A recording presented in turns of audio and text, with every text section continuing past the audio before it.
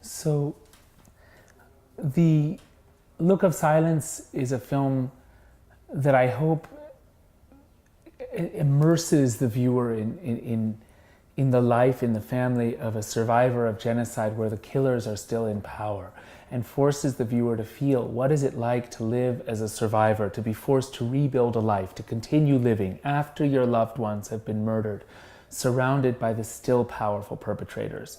So in the Look of Silence, we explore what does that do to memory? What does that do to how we see ourselves? What does it do to live in fear and silence, unable to heal? What does that do to our relationships in our families? What does it do to our children?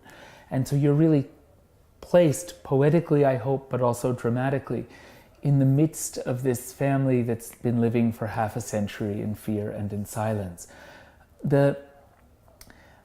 I have a sense that what we find there is that you cannot run away from your past. Again and again in the film, we hear survivors and perpetrators alike saying, let the past be past.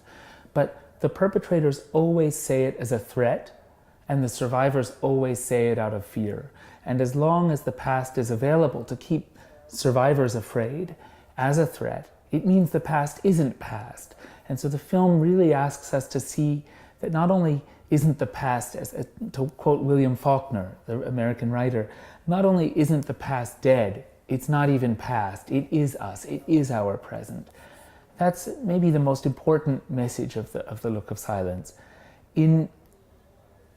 Together with the act of killing, they form, I hope, a pair of films. They complete one another. They form a greater work, a work whose whole is bigger than the sum of the parts. The act of killing focuses on the lies that the killers tell, the fantasies, the stories that they cling to so that they can live with themselves, in which they've imposed on the whole society to create this terribly corrupt regime of impunity. In The Look of Silence, we focus on what has it done to this society to live for 50 years in silence and in fear? How are neighbors divided from neighbors? What is the abyss that divides almost everybody in today's Indonesia? In that sense, both films are about the present. Neither film is a historical documentary. Neither film is focused on the events of 1965 per se. Both of them are about what happens when there's a genocide and the perpetrators win.